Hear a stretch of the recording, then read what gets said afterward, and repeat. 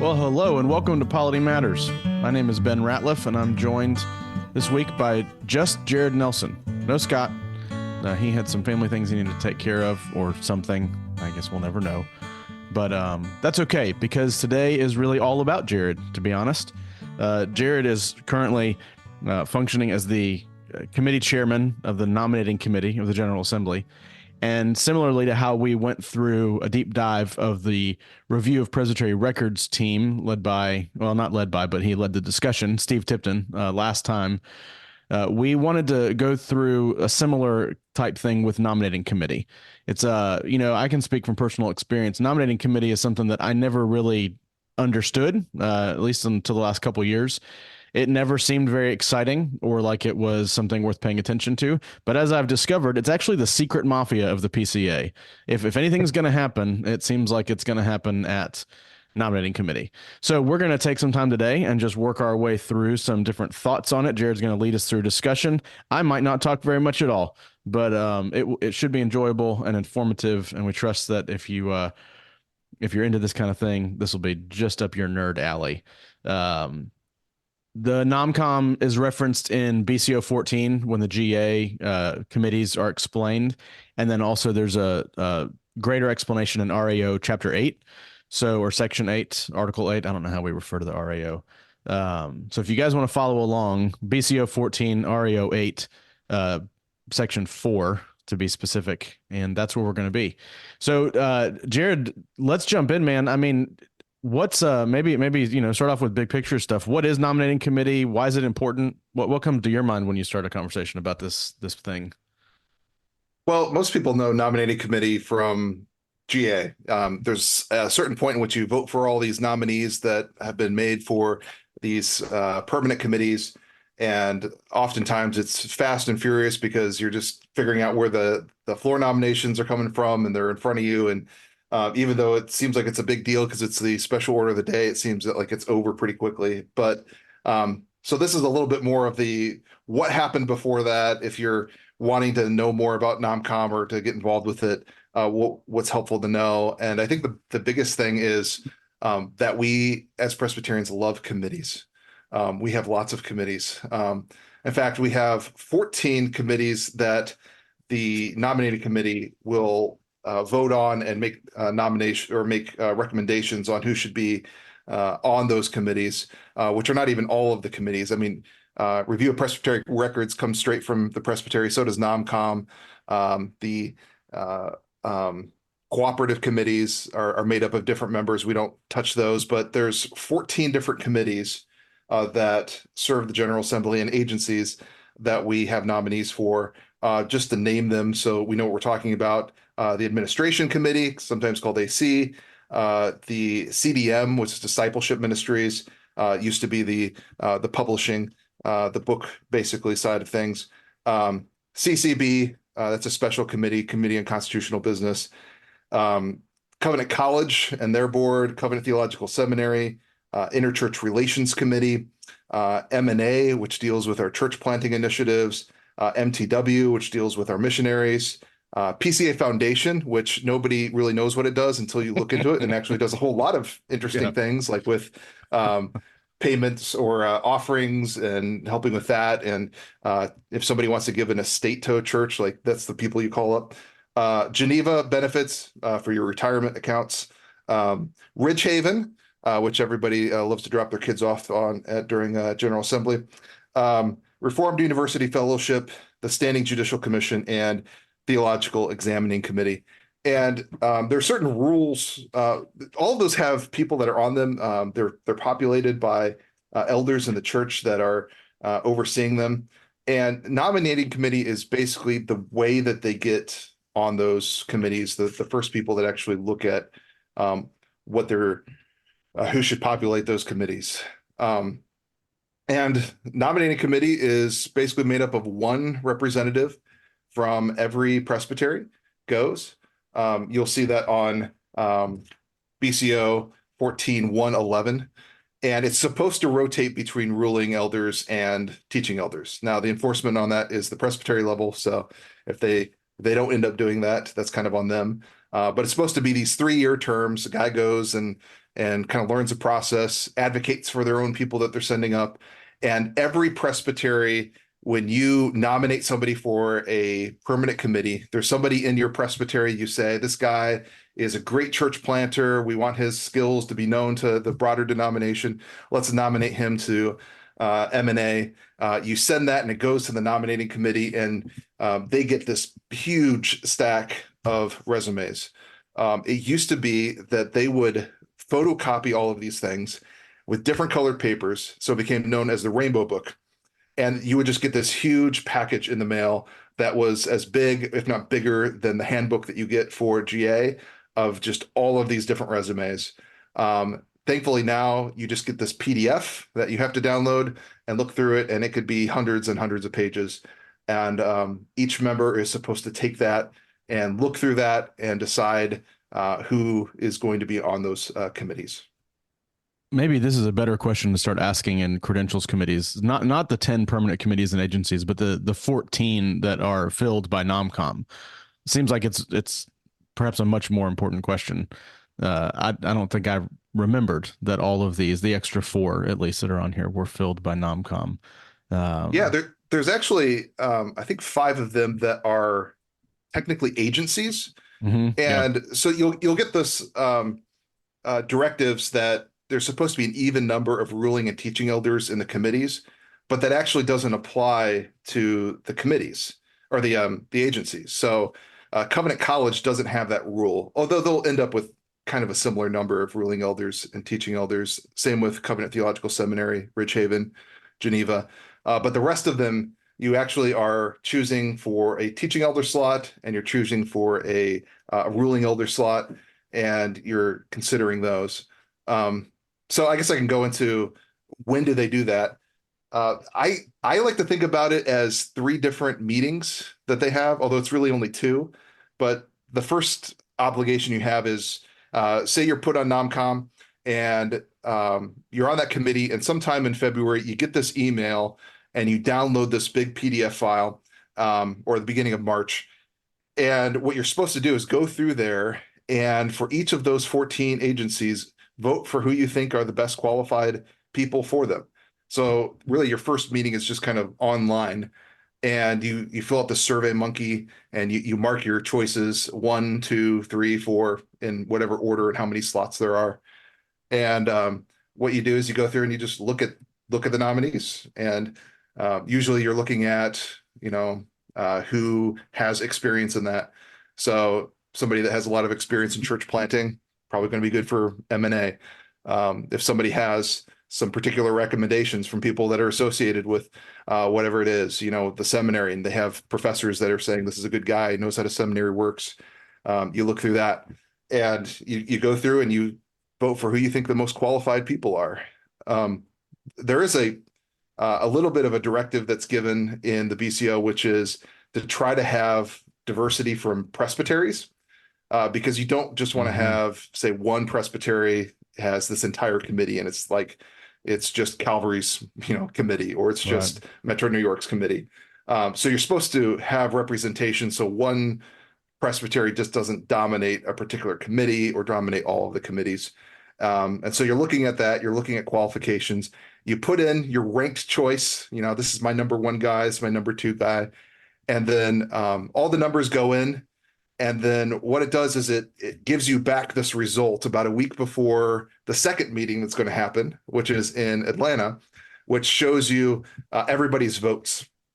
And in that you have like this raw vote of how the number of votes this person got. But then there's also this weighted sort of vote that says, well, this was the number 1 guy for a bunch of people, so that actually counts for more. So it's almost like if you have 3 slots, it's like you have 6 marbles. So the number 1 slot, you put 3 marbles in that guy's jar. And then the number 2, you put 2 marbles in that guy's jar. And then the number 3, you put 1 marble. And so you get both of those numbers out. And that basically sets up, all right, this seems to be where the committee's at. And then we can meet in Atlanta for where the big fireworks happens there. So Have you guys ever tried to utilize the method of printing out pictures of everyone's faces and putting beans on their faces using Boston baked beans, the candy? It's never, I didn't do it back in the day, but maybe that's how they did it in the 70s and 80s. yeah. It might have been like that. Um, I am curious. Is it the clerk's office that helps y'all with all this? That puts together the Survey Monkey stuff and all the online work. Is that who's aiding y'all? Yeah, the AC's office does that, and there's people that are in there that really help with RPR and with nominating committee. Heidi helped us this year and was a great help to putting all those things together, giving us all that data. It was you couldn't really do that without somebody that knew what they were doing like that year to year. Yeah, I'm almost embarrassed to say that I forget about how much has to happen in the background. We have a great administrative team out there. Yeah. Words are hard, guys. What's next, Jared? What happens after this? Well, then you have the actual meeting in Atlanta, which is it's interesting because more people have been to GA, of course, than have been to a nominating committee meeting. And one thing you notice at GA is these nominations come up, but you're not allowed to talk about it. You'll have a vote, but nobody goes up and says, look, Bob, he's a great guy. We should vote for him. He's the best qualified. And somebody comes up and says, Bob's terrible. And, actually you should vote for Kevin. That doesn't happen at GA, partly because it's actually already happened in committee. This is the one part where we're actually able to talk about people and have speeches for people. And what happens is you go through each of those 14 committees and you see, okay, this is what SurveyMonkey said. That's where we're at. And say there's 2 slots. Usually for the committees, there's going to be a main slot. That's the person that goes on the committee. And there's an alternate slot. That's the person that, is there in case somebody resigns or drops off the committee. They're automatically renewed the next year and they go to meetings, but they can't vote. But those slots are up there. And so we say, okay, this is what it came back as. And then anybody of those like 88, 89 presbyteries that send people, we had just under 80 that came at the last meeting. So it's a big room.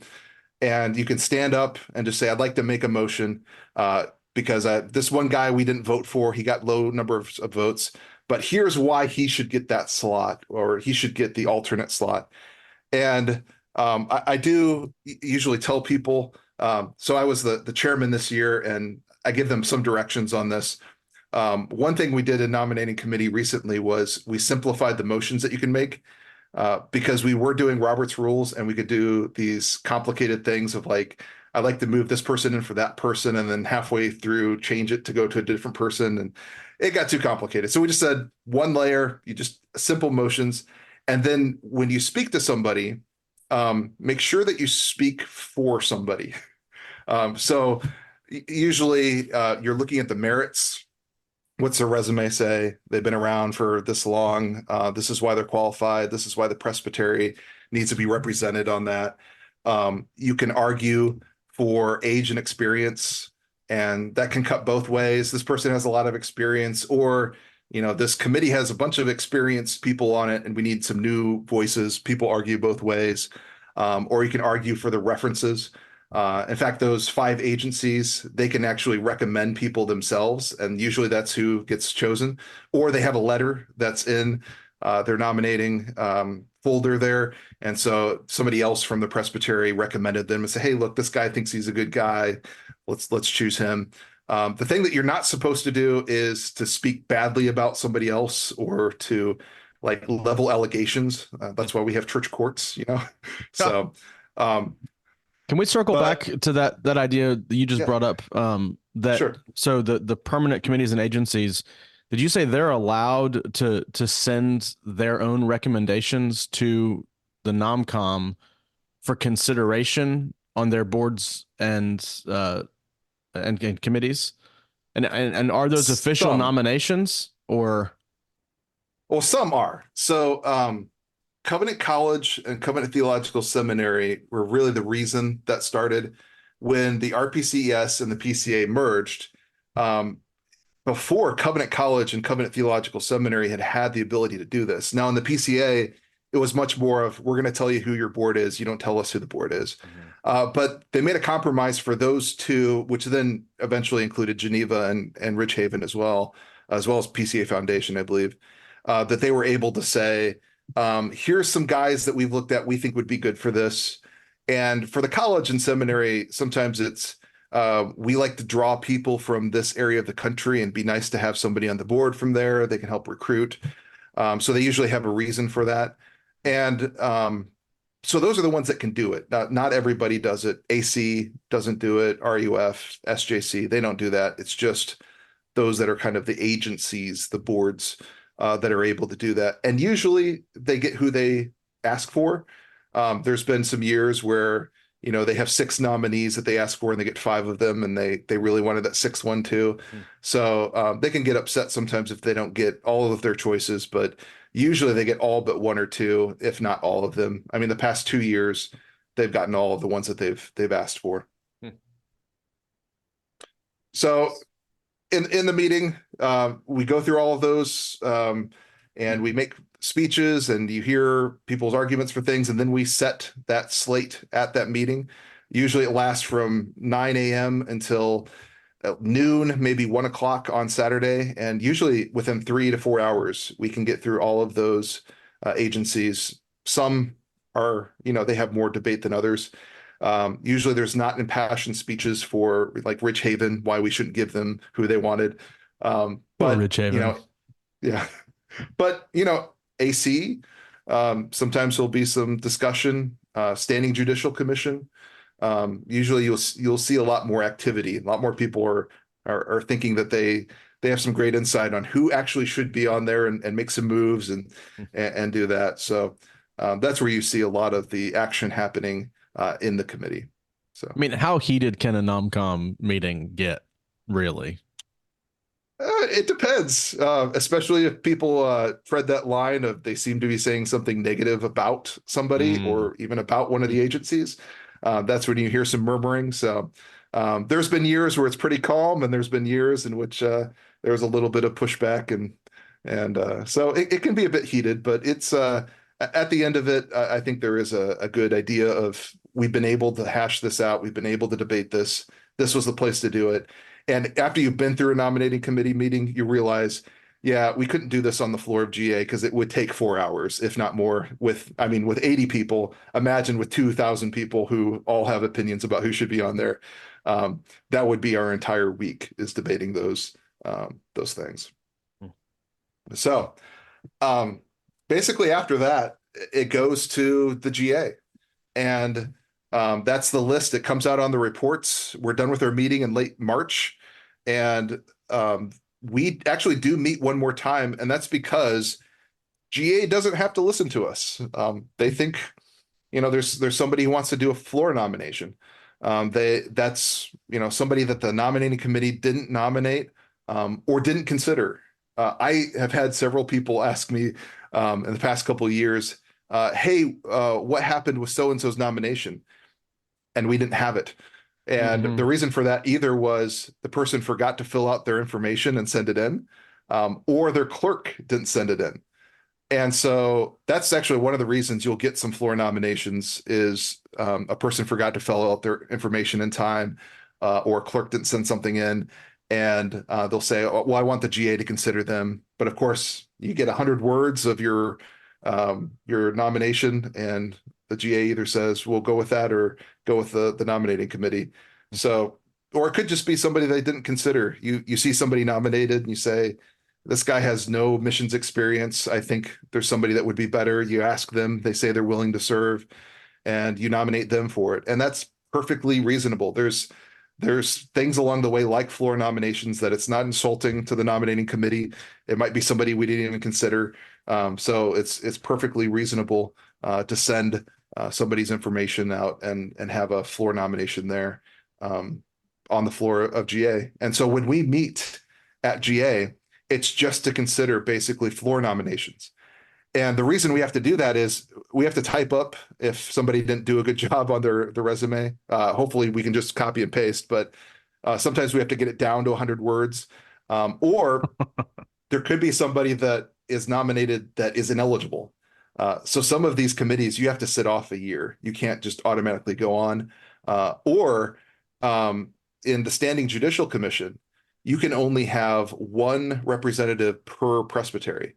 So if, say, somebody from my Presbyterian Ascension decided they were going to be floor nominated for SJC, well, Jay Nykirk is currently serving on there from our Presbytery. You're ineligible to serve until he's done. So we look at things like that, make sure they're able to run, put that final report together, and then on usually Thursday morning, you get the special order and you're able to vote on those nominations if there's floor nominees. How long does the nominating committee report last at General Assembly? It usually doesn't last very long because we're not debating people's names. In fact, we try to be careful if somebody's asking a question to be like, okay, this can't be a speech for somebody. So usually what happens is if there are no other people that are running for certain committees, we just say you're elected. Nobody was opposing you. So the only thing we have to vote on at GA are the floor nominations, which there could be a lot of times there's a dozen to 2 dozen that come up. And what happens is you're given a little time to read and they just say, hey, do you want this guy or that guy? Vote. And then we get the votes. Then we move on.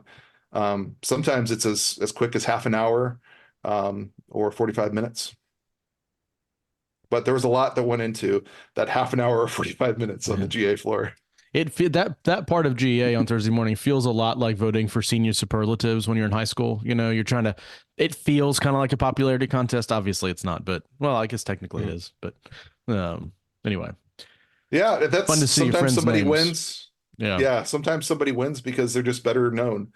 Because I mean, you're given 15 minutes and you're looking through these things and you're like, hey, I know that name, but I don't know him. So I guess I'll vote for him. Yeah. Sometimes the presbytery you're a member of will help you get a vote. You know, if I don't know either name and I know the presbytery pretty well or by reputation, that may cause me to vote for or against an individual. Yeah. And that's actually something that nominating committee members will do is if they know somebody in that presbytery that somebody's nominated from, they may call them up and say, hey, what do you know of this guy? Is he qualified? And they'll say, yeah. Or maybe they'll say, well, he doesn't really work well with others. And then that can actually be part of the nominating committee's work beforehand that nobody else really sees. But it's really hard to do that in the 15 minutes leading up to nominating committee on GA floor to text all your friends in that presbytery. Yeah. Are you excited to get to stand up and lead this report in June? They're gonna have to give you like a riser to make the microphone get up high enough for you. I'll just I'll lean down and do that. Oh, what a shame. Yeah. Well, basically what you have to do is just pray, explain what you do as the nominating committee, and then say, do you want candidate A or candidate B? And so I'm not too nervous about it. That was not my favorite part about possibly being chairman. Mine was I love to run a meeting. Partly because I like to make sure people are getting a fair share of speaking their mind, not always me having to speak. If there's a tense debate, sometimes I'd rather be up front helping it happen rather than being in the middle of it, knowing I have to vote at the end of it. Well, I have a couple things for you at the end, but just wanted to circle back. Is there anything that we've missed or left out? Anything you have run through your mind still about NomCom? I think we hit most of the big things. Yeah. So as we finish it up and folks are, thinking about nominations committee, make a pitch for somebody to consider serving on NomCom. Like obviously we've talked a lot about the significance of it, but if you caught a guy in the elevator at General Assembly and you thought he'd be a good guy to serve, what would you say to somebody to convince him? Yeah, I would say don't do it your first or second year in the PCA. This is after you've gone to GA a few times, you know the committees, you know what they're supposed to do. It can be a good way to figure out a little bit more of how the process works. So after you've been ordained for a few years, it's something to look into, especially if you're thinking about serving. There have been some people who say, I'd like to put my name in for MTW or for RUF, but they don't know how the process works. One of the ways to learn is to ask to be on the nominating committee. You can see resumes and how people do it, what they do for references. So if you're thinking about serving on a permanent committee, sometimes serving on nominating committee is a good way to figure out, is that the right fit for you and how to do your resume. And if you're wanting to learn more about how the PCA works, it's a good thing to do. It's a bit of work, but if you listen to the RPR episode, it's not as much work as RPR. Yeah. If you listen to the RPR episode. Yeah. It's a 3-4 hour meeting at most on a Saturday morning. It's pretty chill, and it's a good way to serve. What about somebody's thinking about wanting to serve on a permanent committee or agency, right, on a board or on a committee? Where's a good place for them to start? Obviously this doesn't necessarily originate with you. It's not your job to put people on the committee as the chairman or even a member. But if somebody's interested in serving the denomination on one of those boards or committees, what's the best way maybe for them to start moving in a direction where their name might actually come up to the committee in the long run? I would say first is to serve in that way in your presbytery. So if you want to do church planting, are you serving on M&A in your presbytery? If you want to do theological examining committee, are you serving on candidates and credentials in your presbytery? So that's where you get the first crack at it. That's where you get some experience, and then get to know some people. There's a list in our handbook, and you can find it online on the PCA's website of who's serving on those permanent committees. And you can probably find somebody that's there that you can just have a conversation with them and say, hey, what does this take? What is expected of you, to see if it's something where you'd want to serve, and just start.